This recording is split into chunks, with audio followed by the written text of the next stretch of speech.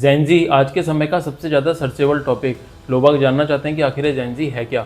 और अगर भारत के बारे में बात करें, भारत की उस युवा पीढ़ी के बारे में बात करें जिनका ये सपना है कि वह भारत की सेना के अंदर परमानेंट रूप से सेना का हिस्सा बने, देश की सेवा करें, और वह युवा पीढ़ी जिनका ये सपना था कि वह परमानेंट रूप से देश के काम आ सकें, उनका ये सपना देश की सरकार द्वारा एक अग्निवीर जैसी पॉलिसी ला करके तोड़ दिया जाता है। क्या वह युवा पीढ़ी भी इसी जेनजी ग्रुप से बिलोंग करती है? और क्या नज़दीकी भविष्य के अंदर जेनजी जैसे प्रोटेस्ट, जो कि अभी हमने हाल ही में नेपाल में देखा, ऐसे प्रोटेस्ट क्या हमारे को आने वाले समय में इंडिया में भी देखने को मिल सकते हैं? तो आज इन सारे टॉपिक्स पर हम लोग इस वीडियो में बात करने वाले हैं। दोस्तों, सबसे पहले अगर बात करें जेनजी कि आखिर जेनजी है क्या, तो मैं आपको बता देना चाहता हूँ कि 1900 से लेकर अभी तक यानी 2025 तक इस पूरे 125 साल के पीरियड को अलग अलग टाइम फ्रेम में अलग अलग जनरेशन का नाम दिया गया है। दोस्तों, हम सभी जानते हैं 125 साल का ये जो पीरियड रहा है, इसके अंदर काफ़ी कुछ हुआ है, काफ़ी सारे बदलाव हुए हैं, काफ़ी सारे चेंजेस हमने देखे हैं।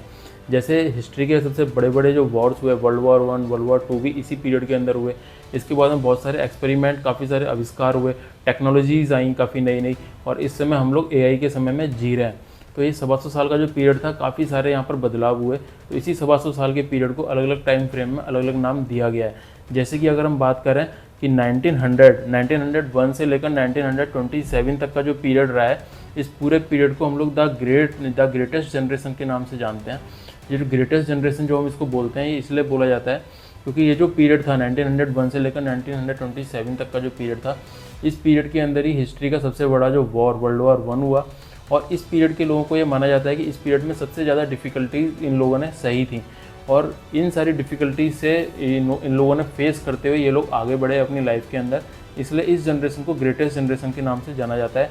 इसी तरीके से अगर आगे बढ़ें तो 1928 से 1945 तक साइलेंट जनरेशन कहा जाता है, 1946 से 64 तक बेबी बूमर्स कहा जाता है, 1965 से 1980 तक की जो जनरेशन थी उसको जनरेशन एक्स का नाम दिया गया। देन 1981 से 1996 की जो जनरेशन थी उसको मिलेनियल्स कहा गया, साथ ही इनको जनरेशन वाई भी कहा जाता है। 97 से लेकर 2012 तक जो भी बच्चे पैदा हुए उनको जनरेशन जेड या उनको जनरेशन जी के नाम से भी जाना जाता है। ये अमेरिकन और जो यूके इंग्लिश है उसका प्रोनाउंसिएशन की वजह से अमेरिकन इंग्लिश में जेड को जी बोला जाता है, इसलिए इसको हम लोग जनरेशन जी के नाम से ही जानते हैं। देन इसके बाद में 2013 से लेकर 2024 तक जो भी बच्चे पैदा हुए उनको जनरेशन अल्फ़ा माना जाता है। और अभी ये 2025, अभी दोस्तों ये 2025 चल रहा है, और 2025 से आगे 2039 यानी 2039 तक का जो पीरियड रहेगा, आने वाला समय जो रहेगा, इस जनरेशन में जो भी बच्चे, यानी जो बच्चे भी 2025 में भी जो भी बच्चे जन्म ले रहे हैं, वो जनरेशन बीटा के नाम से उनको जाना जाएगा। अभी दोस्तों इन सारी ही जनरेशन में हम लोग आज जो बात करने वाले हैं, जो कि जिसका नाम आजकल हर जगह फेमस है, जिसके बारे में लोग आगे जानना चाहते हैं, वह है दोस्तों जनरेशन जी यानी जनरेशन जेड के बारे में, जिसका जो टाइम पीरियड है 1997 से लेकर 2012 के बीच में माना जाता है। अभी दोस्तों ये जो जनरेशन है, अगर हम इस जनरेशन की बात करें तो एक ऐसी जनरेशन है जिसने कि जन्म भी तब लिया जब टेक्नोलॉजी अपने बिल्कुल चरम सीमा पर थी। इनका जो पूरा जो बचपना जो निकला है वो पूरा टेक्नोलॉजी के साथ में निकला है। ये लोग सोशल मीडिया प्लेटफॉर्म्स के ऊपर एक्टिव रहते हैं।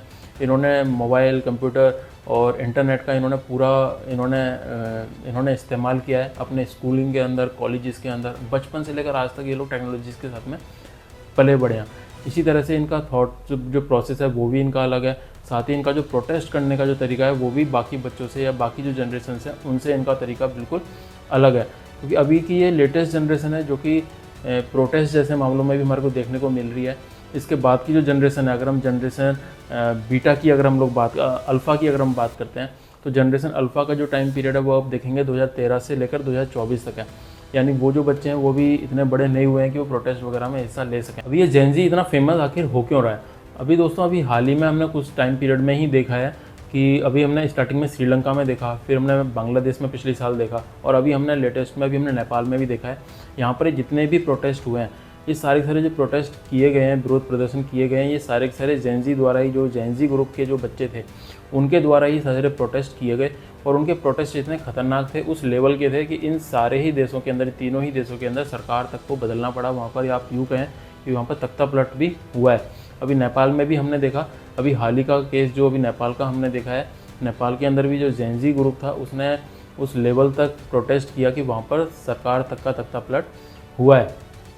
दोस्तों जेनजी ग्रुप, अगर हम नेपाल की बात करें तो नेपाल में आखिर जो ये जेनजी ग्रुप था वो ये कर रहा था कि वहाँ की जो सरकार थी उसको लेकर के वो सोशल मीडिया का इस्तेमाल कर रहा था, सरकार का विरोध प्रदर्शन, सरकार के लिए जो भी उनके मन में थॉट्स थे वो उसको अपने सोशल मीडिया प्लेटफॉर्म्स के ऊपर डाल रहे थे, वहाँ की सरकार का विरोध कर रहे थे।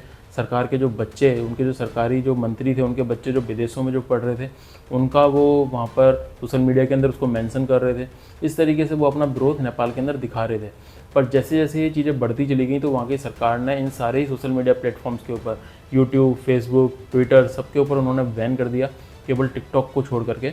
इस चीज़ को लेकर के उन लोग, वहाँ की जो जेनजी जनरेशन थी, वो वहाँ की सड़क पर उतरी। उन्होंने वहाँ पर शांति रूप में वहाँ पर उन्होंने विरोध अपना प्रदर्शित किया सरकार के सामने। जब उनके ऊपर वहाँ पर फायरिंग वगैरह की जाती है, उसके बाद में ही ये प्रॉपर विरोध प्रोटेस्ट जो था वो बड़ा रूप ले लेता है, और वो इतना बड़ा रूप लेता है कि वहाँ पर सरकार के जो मंत्री थे उनको वहाँ से जान बचा करके भागना पड़ता है। काफ़ी सारों की पिटाई भी होती है, और लास्ट में वहाँ पर अभी हमने देखा, वहाँ पे अभी न्यू जो वहाँ की प्राइम मिनिस्टर हैं वो वहाँ पर चुनी जा चुकी हैं, और फिलहाल वहाँ पर शांति का माहौल बना हुआ है। दोस्तों, ये तो बात हुई जेनजी की कि आखिर जेनजी है क्या, और अभी हाल ही के कुछ सालों के अंदर जेनजी जो प्रोटेस्ट जो हुए हैं श्रीलंका में, बांग्लादेश में और नेपाल में, उन्होंने वहाँ पर किस तरीके से प्रोटेस्ट किया और वहाँ की सरकार को भी उखाड़ के फेंक दिया। अभी दोस्तों, अगर हम अपने देश की बात करें और खासकर उस युवा पीढ़ी की हम बात करें जो कि देश की सेना में परमानेंट रूप से भर्ती होना चाहती है, जिनका ये सपना है कि हम देश की सेना में भर्ती हों और अपने देश के कुछ काम आ सकें, अपनी सेना के कुछ काम आ सकें।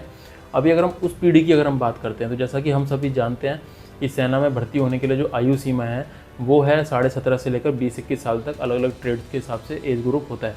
तो अगर हम इस टाइम फ्रेम को देखें तो ये सारे ही बच्चे, और 17.5 ही नहीं, क्योंकि जो बच्चा 17.5 में जाकर के अप्लाई करता है वो कम से कम 3 या 4 साल पहले से ही वो तैयारियां शुरू कर देता है। तो ये जो सारा ही ग्रुप है, ये सारा ही ग्रुप इसी जनरेशन के अंदर आता है, यानी कि जेन जी के अंदर ही आता है। और जब ये योजना लागू की गई थी, यानी अगर हम बात करें 2021 की, जब ये योजना लागू की गई थी, उस समय पर हमने देखा था कि किस प्रकार से पूरे देश भर में जगह जगह विरोध प्रदर्शन हुए, प्रोटेस्ट हुए, आगजनी हुई, तोड़फोड़ की गई इस पूरी युवा पीढ़ी द्वारा। पर सरकार द्वारा इस पूरे विरोध प्रदर्शन को दबा दिया गया, उनकी मांगें नहीं मानी गई, और आप बोल सकते हैं फोर्सफुली, ज़बरदस्ती, केवल अपना कुछ बजट बचाने के लिए इतनी कबाड़ा योजना, इतनी घटिया योजना, बजट बचाओ योजना, जिससे केवल सरकार अपना कुछ बजट बचाना चाहती थी, वो देश के युवाओं के ऊपर थोप दी गई, ज़बरदस्ती उनके ऊपर लगा दी गई। काफ़ी सारे युवा ऐसे थे जो कि काफ़ी सालों से सपना लेकर बैठे हुए थे। कोरोना की वजह से काफ़ी साल से भर्तियां भी नहीं, 1 साल से भर्तियां भी नहीं हुई थी। काफ़ी सारे युवा ऐसे थे जो कि ओवर एज होने वाले थे। काफ़ी सारे युवा 10, 11, 12 साल से ही अपने गाँव के अंदर प्रैक्टिस करने में लगे हुए थे, रनिंग कर रहे थे। उनका ये सपना था कि हम सेना के अंदर परमानेंट रूप से भर्ती हो जाएंगे, पर सरकार अपने एक फैसले से ही उनका सबका सपना तोड़ देती है। सेना के अंदर परमानेंट रूप से भर्ती होने का उनका सपना टूट जाता है। इन सभी चीज़ों का जो युवा थे उनके ऊपर बहुत ही गलत इफेक्ट पड़ता है, और वो रोड के ऊपर निकलते हैं, अपना प्रदर्शन जाहिर करते हैं। काफ़ी सारे युवा अपनी जान तक खो देते हैं। सरकार द्वारा ये सारे आंकड़े छुपाए जाते हैं, और ज़बरदस्ती इस बेकार योजना को सेना के ऊपर और देश के युवाओं के ऊपर थोप दिया जाता है। अभी दोस्तों, अग्निवीर योजना, जैसे हम जानते हैं कि अग्निवीर योजना इस समय बिल्कुल चल रही है। अग्निवीर योजना के तहत भर्तियाँ भी हो रही हैं, अग्निवीर भर्ती भी हो रहे हैं और देश की सेना में जा भी रहे हैं। पर अगर आप बात करें कि शांति की, या फिर आप ये बोलें कि खुशी की, तो वो हमारे युवा पीढ़ी के अंदर बिल्कुल भी नहीं है। अगर आप इस समय पर भी किसी भी गांव में, हम सभी जानते हैं कि सबसे ज़्यादा जो हमारे सेना के अंदर सैनिक आते हैं वो हमारे रूरल एरिया से, यानी हमारे जो गांव का जो एरिया है, हमारे गांव से ही आते हैं। शहरी क्षेत्र से हमारी सेना के अंदर बहुत ही कम संख्या में सैनिक पहुँचते हैं, बहुत ही कम सैनिक सेना के अंदर भर्ती होते हैं। तो अगर आप गाँव का माहौल अगर आप जानते हैं तो आप सभी ये जानते होंगे, गांव के अंदर कोई भी इस योजना को लेकर के खुश नहीं है। जो भी बच्चा इस समय आ रहा है, सेना के अंदर भर्ती हो रहा है, अग्निवीर के अंदर भर्ती हो रहा है, वह सभी एक मजबूरी है कि रोज़गार की कमी, यानी रोज़गार नहीं है सरकार के पास में, अनएम्प्लॉयमेंट इतना ज़्यादा बढ़ गया है, इसी वजह से उनकी मजबूरी है, तो वो इस चीज़ का, इस योजना का हिस्सा बन रहे हैं। अदरवाइज़ उनके दिमाग में इस चीज़ को लेकर के बिल्कुल भी खुशी नहीं है। गांव के अंदर बच्चों का अगर आप माहौल देखें तो सब ने फौज में, सेना में आने का जो सपना है, सब ने अपना ख़त्म कर दिया है, और सब अपना किसी और डिपार्टमेंट के लिए ही नौकरियां देख रहे हैं। और पहले जो प्रायोरिटी होती थी, अगर आप गाँव में कभी भी जाते थे तो पहले जो युवा के अंदर एक मन में उनके जो प्रायोरिटी होती थी और जिस हिसाब से वो तैयारियाँ करते थे, वो सबको पता है कि पहले, सबसे पहले उनके दिमाग में आर्मी रहता था। उसके बाद में फिर स्टेट पुलिस, CAPF, ये सब जो प्रायोरिटी वाइज अगर आप देखते थे तो उनके मन में सबसे पहले आर्मी में जाने का सपना होता था। पर जब से अग्निवीर योजना आई है, वो अग्निवीर वाली जो प्रायोरिटी है उनकी सबसे लास्ट हो गई है। सबसे फर्स्ट प्रायोरिटी वो स्टेट पुलिस, CAPF, मतलब उनको BSF मिल जाए, CSF मिल जाए, CRPF मिल जाए। मैं इन सारी फोर्सेस की कोई बुराई नहीं कर रहा हूँ, पर अग्निवीर योजना आने के बाद में निश्चित रूप से आर्मी की जो रिस्पेक्ट थी युवा पीढ़ी के अंदर वो निश्चित रूप से कम हुई है। वहाँ जाने का उनका सपना बिल्कुल टूट चुका है। दोस्तों, जिन बच्चों का सपना सेना में जाने का था और उनका सपना इस अग्निवीर योजना के आने के बाद में तोड़ दिया गया, वो तो सरकार से नाराज़ हैं ही हैं।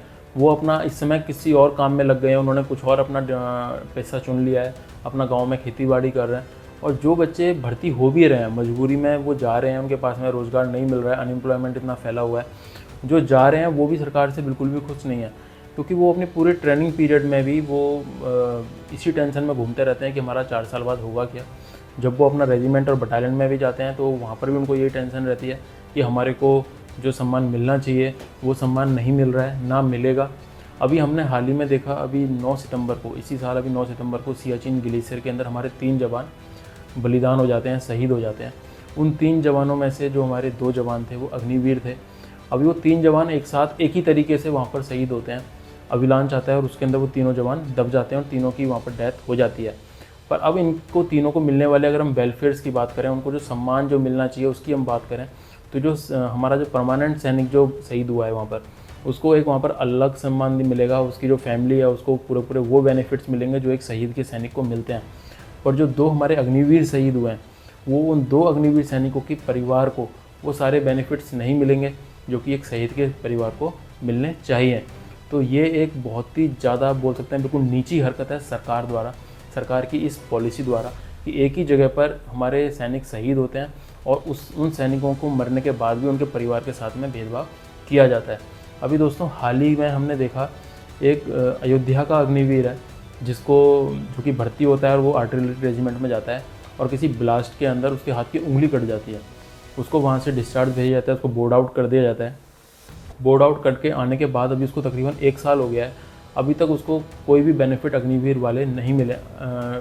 बोर्ड आउट वाला उसका जो एक बोर्ड आउट सैनिक को मिलने चाहिए सारे बेनिफिट, उसको उसमें से कोई भी बेनिफिट नहीं मिला है। इसके अलावा जो उनका एक फ़ंड कटता है, जैसे एक रेगुलर सैनिक का तो APPF कटता है, जो अग्निवीर है उनका एक फ़ंड करता है जिसमें उनकी सैलरी में से ही कुछ हिस्सा जाता है और कुछ हिस्सा गवर्नमेंट द्वारा जमा कराया जाता है और कहा जाता है कि जब आप 4 साल बाद जाओगे तो आपको इतना अमाउंट, फिक्स अमाउंट दिया जाएगा।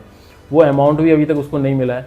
वो अग्निवीर गुस्सा होकर के, अभी बिहार के अंदर हम सभी जानते हैं इलेक्शन चल रहे हैं और हमने वो वीडियो सबने देखी होगी, काफ़ी वायरल वीडियो हुई। वहाँ पर वो स्टेज पर खड़े होकर सरकार को बहुत बुरा भला कहता है कि मुझे कोई भी वेलफेयर नहीं मिला जो मेरे को मिलना चाहिए था। मैं देश की सेना में गया, वहाँ जाकर मैंने अपने हाथ कटाया, उसके बाद भी मेरे को कुछ भी वेलफेयर नहीं मिला है। अब ये सारी चीज़ें दोस्तों धीरे धीरे करके हमारे जो सैनिक हैं उनके अंदर घुस रही हैं, जो हमारे अग्निवीर हैं उनके अंदर घुस रही हैं। अभी ये सैनिक बाहर आने शुरू हो जाएंगे। बाहर आने के बाद में अगर इनको रोज़गार सही से नहीं मिलता है, अगर ये सही से सेटल नहीं होते हैं, तो इनके अंदर का जो गुस्सा है वो और ज़्यादा बढ़ना बिल्कुल लाजमी है। ये गुस्सा और ज़्यादा बढ़ेगा और इन फ्यूचर मुझे ऐसा लगता है, अगर सरकार इस पॉलिसी के अंदर ज़रूरी बदलाव नहीं करती है या फिर इस पॉलिसी को जल्दी से जल्दी बंद नहीं करती है, तो इस प्रकार का जेनजी प्रोटेस्ट जो भी हमने नेपाल में देखा, बांग्लादेश में देखा, श्रीलंका में देखा, इस तरह का प्रोटेस्ट बहुत ही बड़े लेवल का देश के अंदर भी आपको देखने को मिल सकता है। पिछली बार वाला प्रोटेस्ट बेशक सरकार ने दबा दिया हो, जिसके कुछ भी जो भी उसके कारण रहे हो, पर अब की बार जो भी प्रोटेस्ट होगा वो निश्चित रूप से बड़ा होगा। सरकार को चाहिए कि इस जैसी अग्निवीर जैसी घटिया योजना, एक कबाड़ा योजना, बजट बचाओ योजना को जल्द से जल्द ख़त्म करना चाहिए। देश और देश की सेना के हित को ध्यान में रखते हुए इस योजना को जल्द से जल्द बंद करना चाहिए या फिर इसमें ज़रूरी बदलाव करने चाहिए, क्योंकि इस समय ये जो आक्रोशित युवक हैं, जो जिनका सपना था सेना में भर्ती होने का, उनका सपना टूटा, वो सरकार से नाराज़ होकर के बैठे हुए हैं।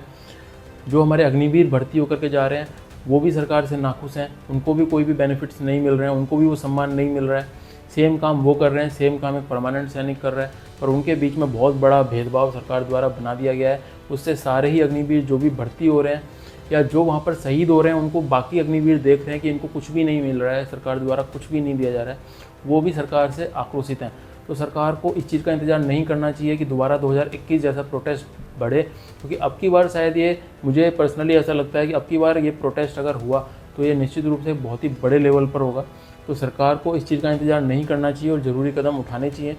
इस बेकार योजना को जल्द से जल्द बंद करना चाहिए और साथ ही हमारे जो 1.5 लाख सैनिकों की कमी से हमारी सेना इस समय जूझ रही है, इसके ऊपर ही मैंने पहले एक वीडियो बनाया था कि हमारी सेना और ये डिफेंस मिनिस्ट्री ने इस चीज़ को एक्सेप्ट किया है कि कोरोना के समय से लेकर अभी तक हम कम से कम 1.5 से 2 लाख सैनिकों की कमी से जूझ रहे हैं। इसके ऊपर मैंने पहले एक वीडियो बनाया था कि अगर देश में इमरजेंसी की कोई सिचुएशन बन जाती है, वॉर जैसी कोई सिचुएशन बन जाती है, तो सेना को इस चीज़ को भुगतना होगा। और मेरी वीडियो बनाने के 2 से 3 दिन के अंदर अंदर ही पहलगाम अटैक होता है और ऑपरेशन सिंदूर के अंदर वॉर जैसी सिचुएशंस बनती हैं। उस समय पर भी सेना ने इस चीज़ को माना कि हम लोग बहुत बड़ी संख्या में हम लोग सैनिकों की कमी से जूझ रहे हैं। उसके बाद भी सरकार के ऊपर अभी तक जू नहीं रह गई है। इतना समय हो गया है, उन खाली भर्तियों को फिल करने के लिए एक्स्ट्रा भर्तियां नहीं की जा रही हैं, ज़्यादा से ज़्यादा भर्तियां नहीं की जा रही हैं। इस योजना को जल्द से जल्द सरकार को बंद करना चाहिए और जो रेगुलर सैनिक जो पहले भर्ती हो रहे थे उसी प्रकार से सेना के अंदर भर्ती होनी चाहिए। दोस्तों, इस बारे में आपका क्या ख्याल है कमेंट सेक्शन में ज़रूर बताइएगा। सैनिक धर्म चैनल के ऊपर अगर आप लोग पहली बार आए हैं तो इस चैनल को ज़रूर सब्सक्राइब कीजिएगा, क्योंकि यहाँ पर हम लोग केवल सैनिकों की, सेना में जाना जो युवा चाहते हैं उनकी और रिटायर्ड सैनिकों की बातें करते हैं, उनके वेलफेयर की बातें करते हैं।